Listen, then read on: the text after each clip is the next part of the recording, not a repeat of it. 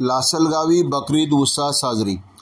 मुस्लिम धर्मियांचा महत्त्वाचा सण ईद उल अजहा अर्थात बकरी ईद सोमवारी येथील मुस्लिम बांधवांनी मोठ्या उत्साहपूर्ण वातावरणात साजरी केली।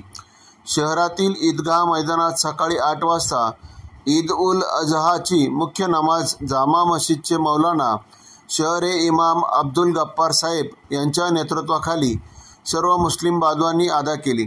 त्याचप्रमाणे नुरानी मस्जिदमध्ये मौलाना मंजूर अहमद, रेल्वे स्टेशन येथील गौसिया मस्जिदमध्ये मौलाना महमूद आलम, टाकळी विंचूर मस्जिदमध्ये मौलाना अख्तर शेख, पिंपळगाव नजीक राजानगर येथे हाफिज ताहिर शेख यांच्या नेतृत्वाखाली मुस्लिम बांधवांनी ईदची नमाज अदा केली।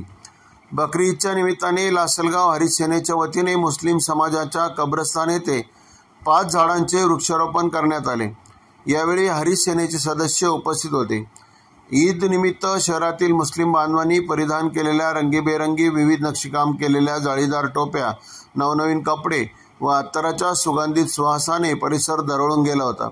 भारतासह संपूर्ण जगात सुख शांती नांदावी तसेच देशात कायम भाईचारा नांदून आपली उत्तरोत्तर प्रगती व्हावी अशी प्रार्थना मौलाना साहेबांच्या नेतृत्वाखाली मुस्लिम बांधवांनी या प्रसंगी केली।